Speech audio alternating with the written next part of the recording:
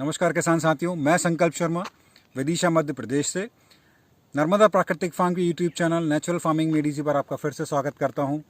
आज यहाँ हम बात करने वाले हैं मल्टी लेयर फार्मिंग जो सीरीज़ है उसके पार्ट 4 की। और इस पार्ट 4 में हम आपको बताएंगे कि इस पूरे मल्टी लेयर फार्मिंग में हमने किस तरीके से स्प्रे शेड्यूल मेंटेन किया, यानी पोषण के लिए हमने किसका स्प्रे किया, कीटनाशक के लिए हमने किसका स्प्रे किया। क्योंकि कई किसान साथी मेरे से प्रश्न पूछे कि सर इसके लिए इस पर एक वीडियो हमको बनाना चाहिए और ये भी बताना चाहिए कि पोषण में हमने किस चीज़ का स्प्रे किया, कीटनाशक में हमने किस चीज़ का स्प्रे किया और ये स्प्रे हमने कब कब किया।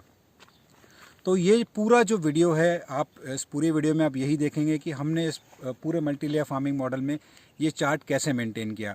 तो किसान साथियों, इस वीडियो को अंत तक देखें, अंत तक इस वीडियो में बने रहें, क्योंकि ये वीडियो आपके लिए काफ़ी ज़्यादा उपयोगी होने वाला है। क्योंकि इस पूरे वीडियो में आपको ये जानने मिलेगा कि एक जो चार्ट है वो आपको कैसे मेंटेन करना है। और ये चार्ट सिर्फ मल्टी लेयर फार्मिंग के बारे में नहीं है। आप चाहे कोई भी मॉडल आप अपना रहे हैं प्राकृतिक खेती में, खासकर चाहे वो आपका बागवानी मॉडल हो, चाहे वो आपका मल्टी लेयर हो, हाँ आपका जैसे गेहूं है, चना है, इस तरह की जो फील्ड क्रॉप्स है उसमें थोड़ा सा आप इसमें चेंज कर सकते हैं। पर इसका जो एक जो थंब रूल है वो आपका हमेशा सेम रहेगा। थंब रूल यानी कि आपको जैसे महीने में आपका एक अमावस्या पड़ता है, एक पूर्णिमा पड़ता है, तो जो पूर्णिमा वाला दिन है उस पूर्णिमा के दिन आपको जीवामृत का स्प्रे करना है या कोई भी पोषण का स्प्रे करना है। अगर आप उस दिन नहीं कर पाते हैं तो उसके 1-2 दिन पहले और 1-2 दिन बाद तक, ये 2 दिन और 2 दिन बाद तक आप एक बना के रखें शेड्यूल। और उसी तरीके से अमावस्या वाला जो दिन है, उस अमावस्या वाले दिन में आपको कोई भी कीटनाशक का स्प्रे करना है। चाहे वो कीटनाशक दशपर्णी भी हो सकता है, मिट्टी का यानी सीवीआर तकनीक का स्प्रे हो सकता है, नीमास्त्र हो सकता है। तो इस तरह के जो भी आप कीटनाशक आपने अपने खेत पे बनाए हैं उसका स्प्रे आपको इसमें करना है। तो मैंने अपनी पूरी टीम को एक चार्ट दे के रखा हुआ है। उस चार्ट को मैं आपको आगे जाके एक्सप्लेन भी करूँगा। तो उस चार्ट में मैंने पूरे महीने का और आगे आने वाले मैंने सितंबर तक का एक चार्ट में इनको दे के रखा हुआ है कि आपको किस किस दिन किस चीज़ का स्प्रे करना है। तो ये जो स्प्रे है, देखिए ये कोई पत्थर की लकीर नहीं है। क्योंकि क्या होता है कि प्राकृतिक खेती में हमें जो प्रिवेंशन के तौर पे काम करना पड़ता है, यानी रोकथाम, रोग लगने से पहले ही हमको उसको रोक के रखना है। तो कभी कभार क्या होता है, जैसे मैंने आपको बताया कि आपको आज पूर्णिमा है और आज आपको जीवामृत का स्प्रे करना है, पर हो सकता है कि मौसम में थोड़ा सा बदलाव हो, बारिश हो रही हो, बादल छाए हों। तो इस मौसम में अक्सर देखा गया है कि रोग लगने के चांसेस बहुत ज़्यादा होते हैं। तो उस दिन आपको अगर चार्ट में लिखा है कि जीवामृत का स्प्रे है, तो हो सकता है कि उस दिन आपको जीवामृत का स्प्रे ना करते हुए किसी कीटनाशक का या किसी फंगीसाइड का स्प्रे करना है। तो ये आपको थोड़ा सा अलर्ट रहना पड़ेगा कि मौसम के हिसाब से भी आपको अपना जो स्प्रे शेड्यूल है वो आपको चेंज करना है। तो आगे मैं आपको दिखाऊंगा कि मेरा जो एक सुभाष पालेकर जी का जो बागवानी पंचस्तरीय मॉडल है और जो मेरा ये मल्टी लेयर मॉडल है, इसमें मैंने एक सिमिलर चार्ट मैंने अपनी पूरी टीम को दे के रखा हुआ है और ये उसी चार्ट को ये फॉलो करते हैं। तो इसमें जो हमने पोषण के लिए हमने इस्तेमाल किया उसमें हमने जीवामृत का स्प्रे किया है। और कभी कभी जीवामृत के साथ हम टॉप सॉइल और सब सॉइल सीवीआर तकनीक से टॉप सॉइल और सब सॉइल का स्प्रे हम करते हैं। जो किसान साथी अभी तक सीवीआर तकनीक के बारे में नहीं जानते हैं तो उसका एक वीडियो हमने पहले पोस्ट किया था। उस वीडियो का लिंक आपको ऊपर आई बॉक्स में और नीचे डिस्क्रिप्शन बॉक्स में ही मिल जाएगा। तो सीवीआर तकनीक के बारे में आप उस वीडियो को देख के पूरा जान सकते हैं कि सीवीआर तकनीक को किस तरह से प्रयोग करना है।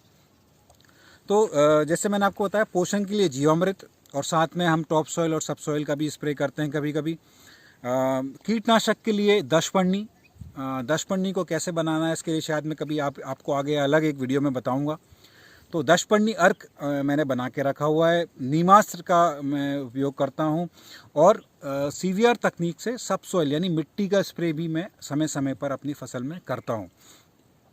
तो आगे मैं आपको दिखाऊंगा कि ये जो चार्ट है ये किस तरह से मैंने अपनी टीम को दिया हुआ है और इसको आपको किस तरह से इसका अपने पूरे मल्टी लेयर फार्मिंग या आपकी कोई और भी फसल है उसमें आपको किस तरह से इसका प्रयोग करना है। किसान साथियों, जैसा कि मैंने आपको पहले बताया है, ये आप देख सकते हैं यहाँ कि पूर्णिमा का जो दिन है और उसके आसपास के जो 2 या 3 दिन हैं उस समय आपको खाद और पौध वर्धक का इस्तेमाल करना है, यानी पोषण का इस्तेमाल करना है। खाद में आप जैसे घन जीवामृत हो गया, पोषण के तौर पे अगर स्प्रे करना है तो जीवामृत हो गया। अमावस्या वाले दिन या उसके आसपास 2 या 4 दिन में आपको किसी भी कीटनाशक का स्प्रे करना है। और कभी अचानक मौसम बदलता है, बादल छाते हैं, बारिश हो जाती है, तो उस समय आपको कोई भी प्राकृतिक फंगीसाइड का इस्तेमाल करना है। प्राकृतिक फंगीसाइड के लिए आप जीवामृत में खट्टी छाछ या मठे को मिलाकर आप स्प्रे कर सकते हैं। किसान साथियों, ये वो स्प्रे चार्ट है जो मैंने अपने टीम को दिया हुआ है। इसमें महीने में 4 स्प्रे मैंने रखे हैं। जैसा कि आपने पिछले चार्ट में देखा था कि पूर्णिमा वाले दिन जीवामृत का स्प्रे है, अमावस्या वाले दिन दशपर्णी का स्प्रे है। तो इसके बीच में जो 2 हफ्ते आ रहे हैं उसमें मैंने दशपर्णी और मिट्टी का जो स्प्रे है उसको रिपीट किया है, और एक स्प्रे मैंने रखा है जीवामृत के साथ मठे का, यानी खट्टी छाछ का। ये जो जीवामृत और खट्टी छाछ का जो स्प्रे है ये फंगीसाइड का काम करता है। तो हफ्ते में 4 स्प्रे हैं, एक स्प्रे जीवामृत का है, एक स्प्रे जीवामृत के साथ मठे का है, और 2 स्प्रे दशपर्णी के साथ मिट्टी का है जो कि कीटनाशक का काम करेगा। जैसा कि मैंने आपको पहले ही बताया था कि ये कोई पत्थर की लकीर नहीं है। अगर मौसम में बदलाव होता है तो उस समय आपको एक अपने विवेक से निर्णय लेना होता है, और मौसम बदलने के समय आपको या तो कोई कीटनाशक या कोई प्राकृतिक फंगीसाइड का आपको स्प्रे करना है। नीचे जो आप जीवामृत का सॉइल एप्लीकेशन देख रहे हैं, सॉइल एप्लीकेशन का मतलब है पौधे की जड़ के बाहर आपको जीवामृत डालना है। तो ये मैं महीने में 2 बार कर रहा हूँ अभी। और ये नीचे वाला जो शेड्यूल है वो खासकर मेरे बागवानी मॉडल के लिए है, जो सुभाष पालेकर जी का 5 लेयर पंचस्तरीय बागवानी मॉडल है, उसमें मैं ये शेड्यूल फॉलो कर रहा हूँ, जिसमें महीने में 2 बार मैं 2 से 3 लीटर जीवामृत हर पौधे की जड़, जो उसकी कैनोपी है, उसके बाहर डाल रहा हूँ। ये जो जीवामृत की एप्लीकेशन है आप सब्जियों में भी कर सकते हैं। डायरेक्ट जड़ों में ना डालते हुए जड़ों की जो बाहर की कैनोपी है उसके बाहर आपको ये डालना है। यानी कैनोपी मतलब जो दोपहर की 12 बजे की छाँव रहती है, उस छाँव के बाहर 1 इंच बाहर है आपको ये जीवामृत का सॉइल एप्लीकेशन करना होता है। किसान साथियों, मैं आगे आपको ये भी दिखाऊंगा कि मैं अपने इस पूरे मल्टी लेयर में जो स्प्रे है वो किस तरह से कर रहा हूँ। मेरे जो टीम के साथी हैं वो जो कंधे में टांगने वाला जो स्प्रेयर पंप होता है पेट्रोल से चलने वाला, उसका मैं यहाँ उपयोग करता हूँ, क्योंकि बहुत ही छोटी सी जगह है। अदरवाइज़ जो मेरा बड़ा एरिया होता है, जहाँ मतलब जैसे जो मेरा बागवानी है या मेरा गेहूँ की फसल है या चने की फसल है, तो उसमें मैं ट्रैक्टर पे जो मेरा एसटीपी पंप लगा हुआ है उस ट्रैक्टर की मदद से वो एसटीपी पंप को मैं चलाता हूँ, और इतने बड़े एरिया में वो स्प्रे करता हूँ। क्योंकि इतने बड़े एरिया में वो कंधे पे टांगने वाला जो स्प्रे पंप होता है उससे स्प्रे करना बहुत ही मुश्किल हो जाता है। चूँकि ये छोटा सा एरिया है, इसलिए मैं इसमें स्प्रे पंप जो कंधे पे टांगने वाला होता है उसका प्रयोग कर रहा हूँ। तो आगे आपको यही दिखाऊंगा कि उसमें मेरे जो हमारी टीम के जो साथी हैं वो किस तरह से इसमें स्प्रे कर रहे हैं। ये वीडियो आज का नहीं है, ये वीडियो कुछ 1 हफ्ते पुराना है। तो उसमें आपको थोड़ा सा दिखेगा कि 1 हफ्ते पुराना जो स्ट्रक्चर का जो स्टेटस था वो आपको उस वीडियो में दिखेगा, क्योंकि वो आज का वीडियो नहीं है। तो आप उस वीडियो में देखें कि हम किस तरह से इस पूरे मल्टी लेयर फार्मिंग में स्प्रे कर रहे हैं। यहाँ हमारे टीम के साथी इस पूरे मल्टी लेयर फार्मिंग मॉडल में स्प्रे कर रहे हैं। कंधे पे टांगने वाला जो पेट्रोल पंप स्प्रेयर है उसके मदद से हम ये इसमें स्प्रे कर रहे हैं। आप देख सकते हैं कि किस तरीके से पूरे पौधे को बिल्कुल एक तरह से तर्क किया जा रहा है, और यही सही तरीका है प्राकृतिक खेती में स्प्रे करने का, ताकि हर जगह ये स्प्रे सही मात्रा में पहुंच सके। तो किसान साथियों, उम्मीद है आपको ये वीडियो पसंद आया होगा, और मेरी आपसे यही अनुरोध है और यही सलाह है कि ये जो फसल जो क्रॉप चार्ट मैंने आपको बताया है, जो स्प्रे चार्ट है, उसको आपको हमेशा फॉलो करना है। अगर आप ये चार्ट, विश्वास मानिए, अगर आप ये चार्ट फॉलो करेंगे तो मैं दावे से कह सकता हूँ कि आपकी फसल में जो रोग हैं वो ना के बराबर लगेंगे। देखिए, मैं पिछले 5 साल से प्राकृतिक खेती कर रहा हूँ, तो मेरे जो मिट्टी है वो मक्खन जैसी मुलायम हो चुकी है। मिट्टी की जो प्रतिरोधक क्षमता है वो काफ़ी बढ़ चुकी है।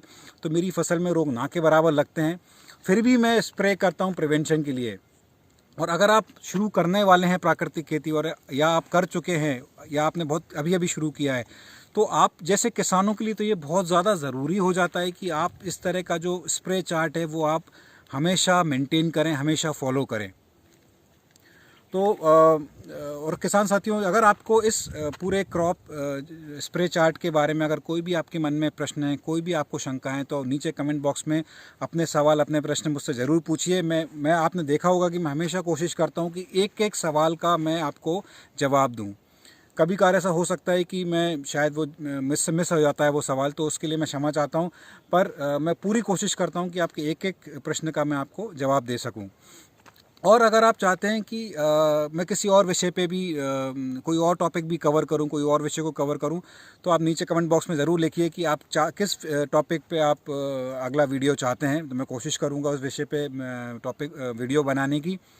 तो जैसे अगर आपको ये वीडियो पसंद आया किसान साथियों, तो उसको लाइक करें और ज़्यादा से ज़्यादा शेयर करें ताकि हर किसान साथी तक ये वीडियो पहुँच सके और उनके लिए भी ये वीडियो कुछ हद तक लाभकारी रहे। तो इसी के साथ मैं अपनी वाणी को विराम देता हूं और आपसे उम्मीद करता हूं कि आप मेरे चैनल को सब्सक्राइब करेंगे और अपना प्यार और आशीर्वाद इस तरह से बनाए रखेंगे। बहुत बहुत धन्यवाद।